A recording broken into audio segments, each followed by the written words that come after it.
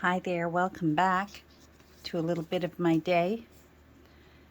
If you're new here, I'm Catherine, up in Canada.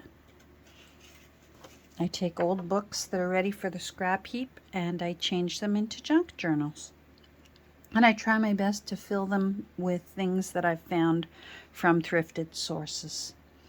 So, like papers and laces and such. Obviously, glue needs to be new, ink usually needs to be new, that sort of thing. But the materials themselves, I really try my best to find secondhand sources for them. This cover is just about ready to be sealed. So I thought today I would share with you how I do it for me. Not that I've done it that often, but this is how I do it for me. And I did have a question in my comments that hopefully we will cover today about preventing the distress ink from just simply altering the color of the Mod Podge, because we're going to be working with liquid matte Mod Podge. I like the matte. I find it still very glossy, but it's just enough gloss that I like. The glossy Mod Podge is too shiny for my liking, and the matte is too matte. So there's an ultra matte, I believe it is. I forget the color of it. Anyhow, the yellow, I just know, look for the yellow one. That's the one I like. Same within the aerosol, which I will eventually be using. I just look for the yellow label. That's the one I like. That's my go-to Mod Podge. We'll be using that. This hasn't been sewn down yet or glued down yet and then sewn.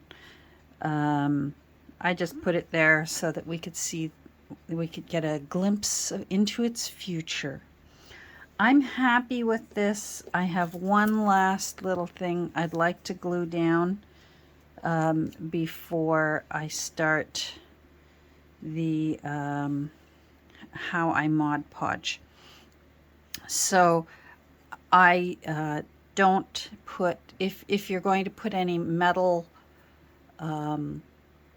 adornment on your cover, whether it's a bolt or a piece of metal upholstery, knobs or stuff, or in this case a book plate, for me, I don't put it on first.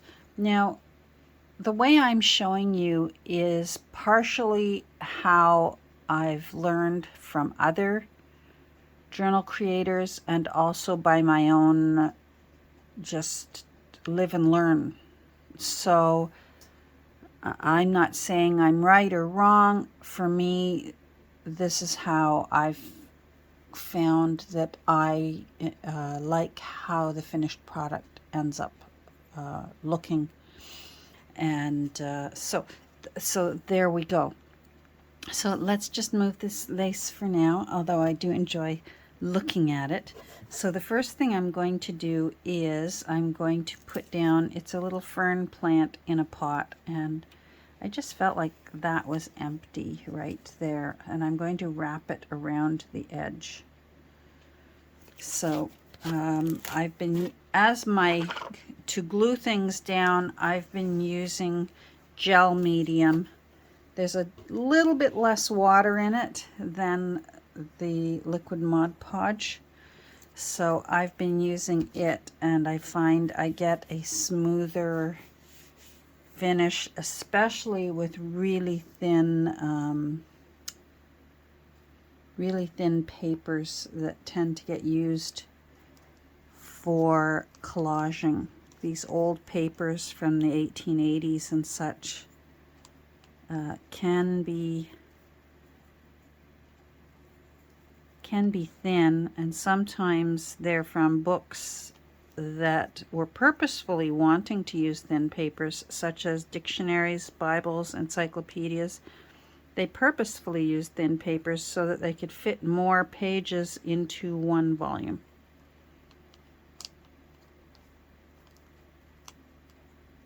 Okay. Oh, you're not going to lift up for me. All right. All right. Well, we have ways of making you lift up. Come on. Don't be difficult. You're trying to be difficult. I have to move quickly or else it's... There we go. We have a little tear there. Once it's patted in place, it won't be an issue. I'm going to put it here. I want the whole pot on that side.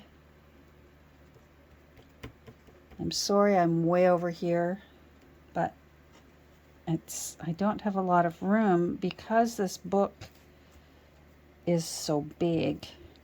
I've been using a mixture of let me get this into my water right now. I've been using a mixture of vintage photo and gathered twigs as my distress inks. I'm using distress ink, not oxide. Oxide is designed to react with water. And although the distress ink will react with the Mod Podge, I find when I do it the way I'm going to do it, the amount of reaction is just enough that I like it. It gives an even more aged, uniform, sort of beigey brown color to it. And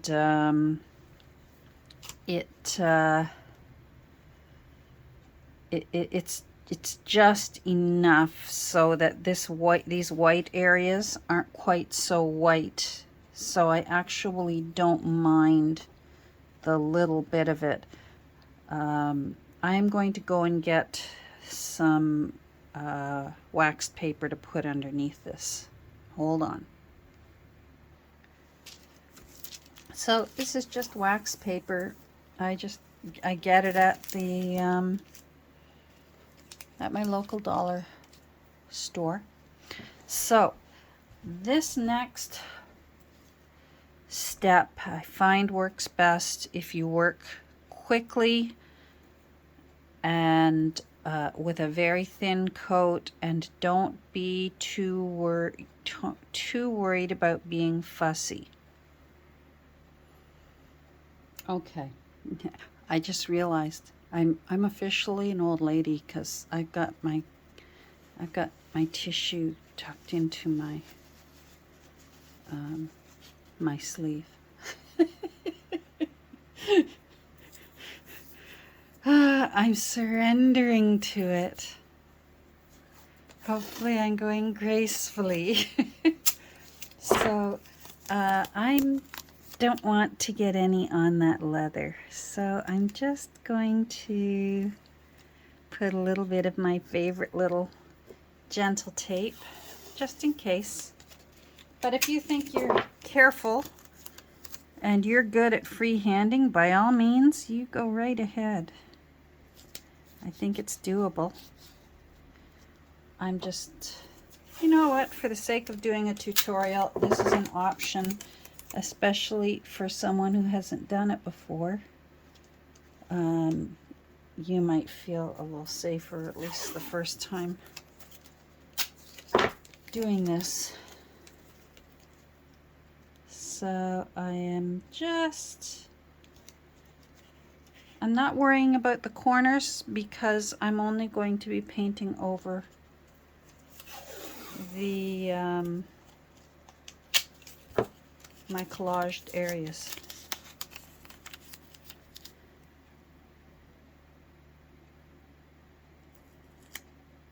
I'm gonna go over that gold there. I will be covering the redoing the gold banding on it and covering up my rough edges.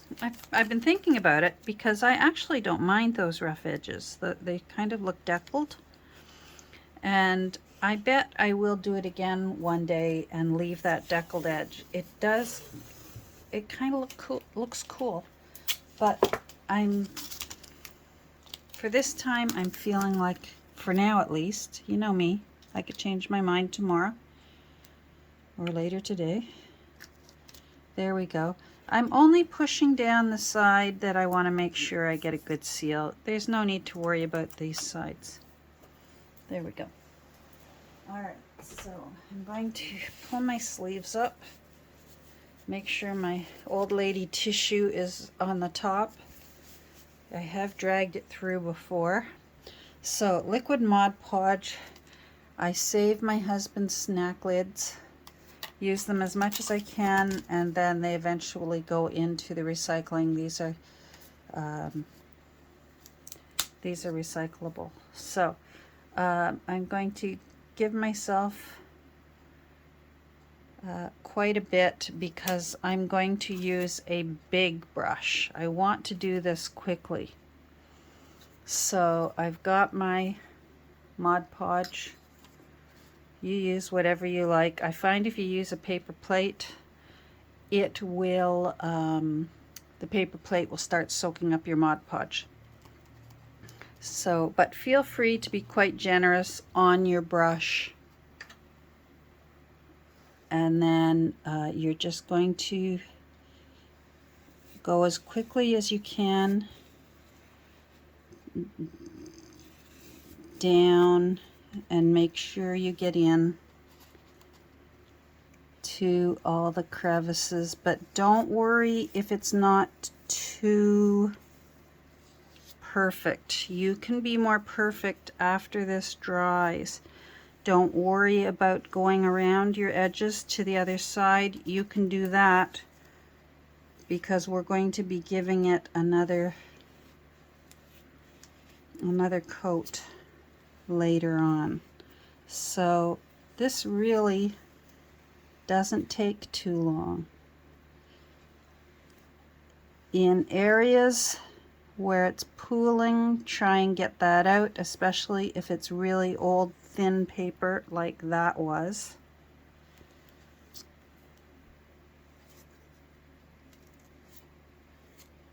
And there, we're done that side. Very quick. Let's move this over.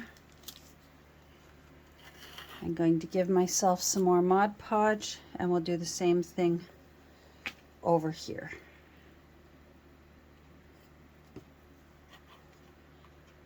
I'm really fortunate. Our Dollar Tree sells this size bottle of Mod Podge. For me, it's the perfect size because it doesn't start drying up on me. Plus, I did the math,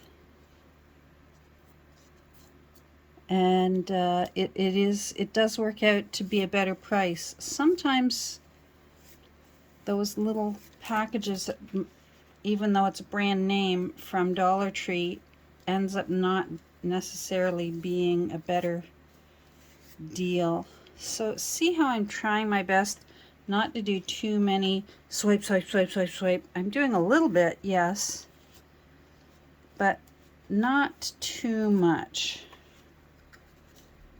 I'm trying to do my best to maybe have it 2 times go over, and that will help leave your distress ink where you wanted it to be. There we go. All right, I'm going to wrap this in an old plastic bag. Hold on, you might hear some rustling around here. I'm feeling around. Ahaha, I saved packaging because we'll be using this again. So, oh, here you can see here, it's sort of a beige color now because, yes, it picked up some of the ink. That's okay. So we're going to let this dry, And then we're going to come back, and then I'm actually going to do a nice slathery coat, second coat of Mod Podge in this episode. So don't worry, there's not going to be a part B. I'm just going to pause, and then it'll be like the blink of an eye, and we'll do the second coat. But I can take my time with the second coat. I can do some brush, like I can swirl around that round part of the train. Well, you'll see. And actually make use of some of these unusual shapes so that you'll catch it in the brush strokes when we're doing it. So I'm going to pause for now. It'll feel like a little snap of the finger for you, but I'm going to go find something else to do for about half an hour or so while this dries. It shouldn't take too long. Okay, I'm back. I had a little break, took someone out for a little outside visit, and we are dry now. So this is now the time where I will flip it over and make sure that these areas here where we wrapped it around have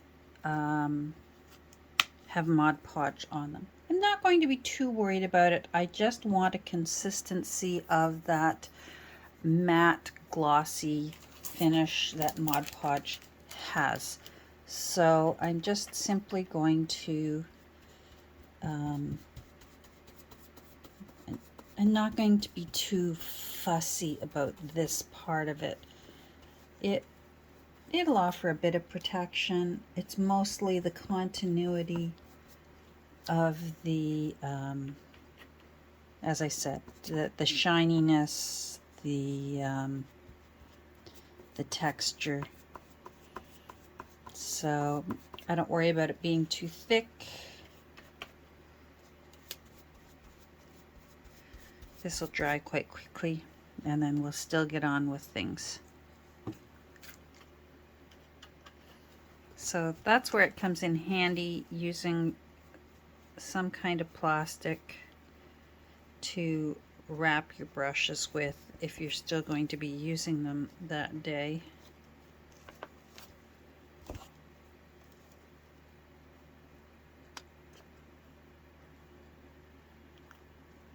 It saves having to wash them and use a new brush.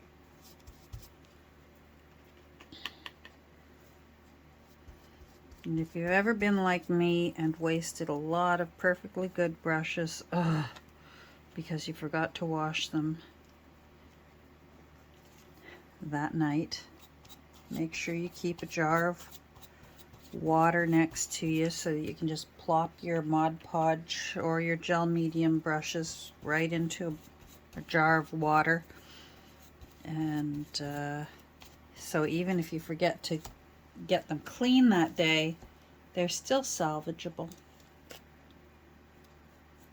There we go. And we'll do that one, and then we'll wait a few minutes so I can flip it over.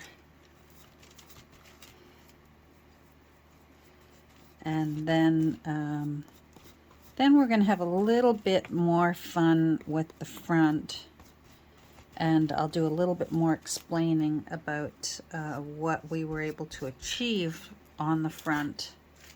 So this is going to go back into our plastic for a few minutes. I'm going to pause again, get some more things done. Wowie, did I clean out I have a closet in this room. I call it my Art Monica's closet. And it was pretty bad. So here, I was looking for a rock there. So I'm going to go do a tiny little bit of work in my Monica's closet. And I'm picking things up now that I literally am saying, have I used this in 4 years, 2 to 4 years? And if I have not used it in 2 to 4 years, it's going. I'm not ready to start doing any of the, is it Swedish death cleaning or Danish death cleaning? I'm starting to get into the death cleaning. I don't know whether it's all the autoimmune diseases that I'm developing, but the death cleaning is, but I'm not ready to give up my art room, and I'm not ready to give up art. I'm just ready to simplify our home a bit more. We've got a little, I love trinkets and little whatchamacallits and little special thingamabobs. We're getting a bit too many even for my liking. So going through, trying to decide if I really think it's sweet, I offer it up to kids, and most of them say no thanks, no thanks. Oh, I'm gonna sneeze. Pardon me. Apologize. Uh-oh. Is there another one? No. Younger people are getting better about not doing the knick-knack hoarding that many of my generation does, but some things I do have to hang on to. If it's sentimental, I've said it many times. Oh, I might as well talk through while these are drying. I've said it many times, but both sides of my side of the family, and for the most part also my husband's side, neither side of my mother's nor my father's side of the family had money at all whatsoever. And I have my dad's side back into the 1600s. I have my mother's side into the 1400s. And they were all quite poverty stricken. They obviously did well enough to survive. I'm here. And what more can you ask out of life? But they were farmers and hard workers and hard laborers, and that was back when you worked till you died. It's starting to become that way again now when people say, what are your retirement plans? Well, I plan on working until I die. Retire? What? Companies don't keep people till retirement anymore. It just doesn't, unless you can get in with a union, there's no retirement for some of us. There will be no retirement, and for our children either. Anyhow, I'm off on a tangent. Let's feel this. Yeah, that's not bad. That's not going to stick. Oh no, that's still a little damp. Okay, I am going to pause. Oh, anyhow, so I've been going around and just, the Kidney Foundation is going to love me this month. And I love them too because I can put boxes on my porch. They tell me what day. I put boxes on my porch with the letter K clearly written on it, labeled on it, and they will take it away. So I don't even have to take it anywhere. Part of me doesn't want to take it to my, I like that they take it away, because if I take it to one of my thrift stores in town, I've had it happen before, and I've seen my stuff on the shelf in the store, and I pick it up, and for some things I can smile and go, aw, isn't that cute, and feel good that I gave back, and other things I think, oh, do I still want that? And that's not healthy for my brain, at least. I don't know if you've ever done that. I even had one of my daughters for a long time was collecting things with lighthouses. She loves lighthouses. And of course, if I'm thrifting if any of my kids have a thing, I have another daughter who loves fish and she loves chickens, and I have another daughter who loves gators and rainbows and things like that. Anyhow, and I will grab them, and my one daughter that likes the lighthouses, she said, "Mom, please don't be offended. I have to declutter. I've donated a lot of my lighthousey kind of things back to the thrift store, and if you see them there, do not rebuy them for me." Sure enough, there they were out on the shelves. Made me smile though. I liked it because I get it. You eventually get to the point where it's sort of, all right, I really do have enough. and plus I don't want to leave all this someday, hopefully 25 years down the road. I don't want my kids to have to go through it. My parents were really pretty good about not being too cluttersome, and even with that, they managed to fit a lot of stuff into, they had a huge condo, and they also had a home in Florida. My brother and his wife dealt with the home in Florida, and for the most part, with the help of my kids and my wonderful husband, we dealt with the condo up here, and it was things like saving every card that they've ever received, or things like that. Like, what do you do with them except enjoy looking through them one last time and then go to recycling? Or anyhow, okay, I'm still talking through. And yeah, we talked through it. Okay, let's go. What are we at? 10 minutes. All right. So now we go back. I'm going to get a new one of these because I find if it's started to partially dry, those will flake off and you can get chunks in your Mod Podge that you're now going to lay down, your fresh Mod Podge.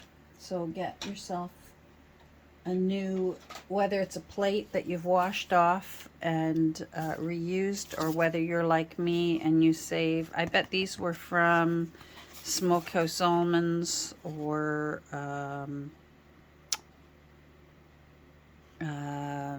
what else does he like? He likes cashews, things like that. It's a cutie pie. So I'm going to more Mod Podge. You can't, it's up there. Let's see if I can, there. And still going to work with my large brush, but I'm going to keep a smaller brush handy, especially for this front one, to work around this frame. It wants to well up around the frame. Something I did once it was dry is I went in and I pushed down on any of the wrinkles. It was trying to wrinkle up again. This paper was so thin. I mean, from 1888, and it was from, as I said, I can't recall, either Girls Own Annual or Our Darlings. They're both from the 1880s. So, very thin paper, but the wrinkles that are still there, I rather like. They sort of have blended themselves into where the twigs and the nest is. Now here's what I wanted to talk with you about. I'm going to have to talk fast because I've poured my Mod Podge here. Do you see how by doing one very quick, not too much of this flip, flip, flip, flip, flip, flip, flip, flip, flip, flip, flip, flip, flip, flip with your brush, just get down one thin, quick layer, you can, for the most part, maintain your inking where you've laid it down. Yes, some of it has lifted and moved over. For example, it has toned down this train that was quite white. but we still have lots of contrast. This is still lighter than this. These two are still lighter. So I find that I like the tiny little bit of toning that it does to the tiny bit of toning that it does to the wet Mod Podge. Let's start with this smaller brush rather than this one for now. So I'm going to turn that over for the time being, and if I need it, it will be ready. I'm going to start here with this little guy. So you have a bit more time on your hands with this second coat, and you can go in and get out any, if it's wanting to pool around things, if you've got thicker, see how it's pooling in there. That's not a terribly bad thing because it will still dry very clear. But for example, see how I'm doing a brush stroke around the little bird and around that nest. It's very subtle, but that will show up to the observant eye. It will show up after this has dried. And I don't know about you, I like that sort of thing. So, and then you can just do your second coat.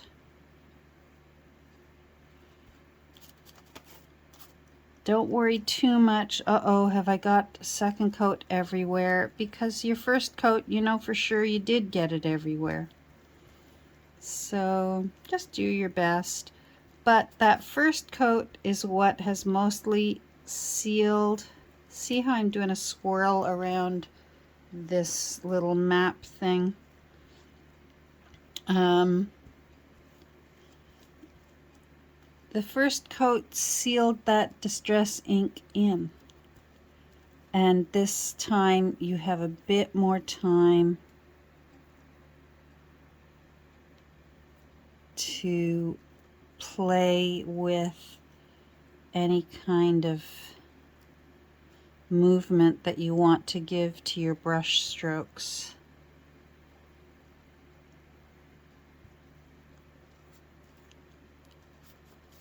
If you do find afterwards, when it's dried, that there's an area where you think, wow, I think I missed that spot, you can go back.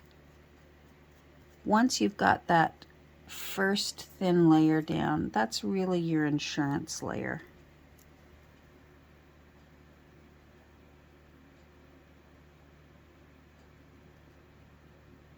So I'm just getting those little areas that were pooled up.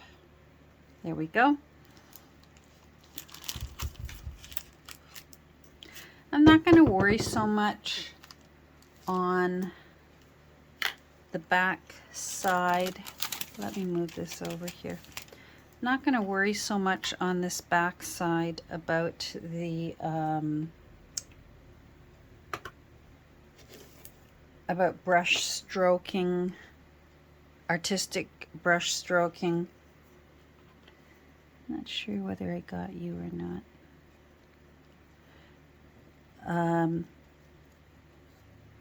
With this side, it's pretty busy. I'm liking what I did. There we go. I'm going to put this into the plastic just in case I still want to use it. I'm going to go back to this one. I'm liking this time. I did something a little bit different. I added more color in here and there, and I like how it makes your eye move around your cover. Where's my...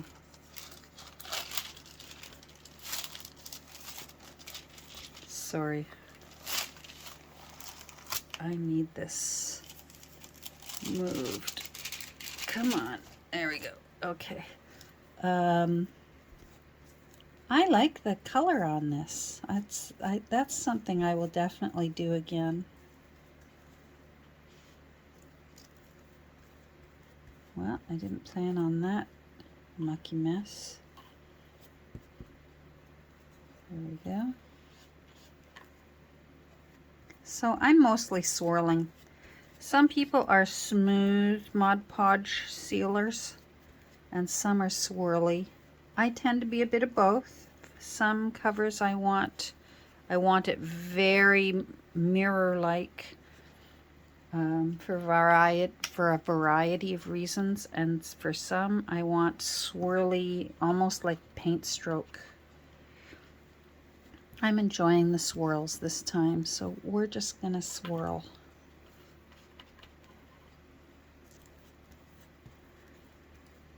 Now the next step after I'm done this is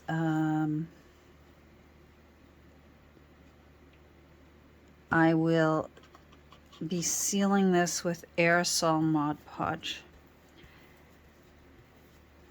If you live in an area that is humid anytime, you know, maybe part of the year, for us where I live in Ontario, our summers are extremely humid. And although it's fine, it'll be okay, this kind of Mod Podge will always feel tacky to the point that it will make you nervous. But it actually is fine. It wouldn't hurt anything. But if you want it to feel dry, if you say you're intending to sell it and you don't know where it's headed off to, you're best to give it just a light coating of an aerosol sealant. I use Mod Podge aerosol sealant. I've tried a few and it's my favorite. And it's an aerosol can. It's like Mod Podge in a hairspray can, and it looks just like this. It's just in a can. I will try and take my camera with me and show you my setup for it, because there is a trick to if you cannot seal outside for whatever reason. There's a my brother taught it to me. My brother's a fine artist, and he taught it to me by using a spray box for indoor spraying. Make sure you've got a window that you can open just because of the fumes. I find that aerosol Mod Podge has really strong fumes. They won't hurt you, I don't think. There's nothing on the label that says danger, fumes, or advising you, to be wearing an N95 or anything. But for example, sometimes I have reasons for using aerosol glue. I like the Elmer's aerosol glue. I've tried them all. That's the one I like. It does not smell as strong as this stuff, the aerosol version of Mod Podge does. But it doesn't take much. I'll usually do 2 coats because it's very fine, and you can do them within about 15 minutes of each other. The aerosol Mod Podge dries very quickly. So I'll show you how I do that in a few minutes. While I was waiting for this to dry, I realized that this is going to have to be 2 parts, because I do want to put some coffee stain rings and some ink blops here and there.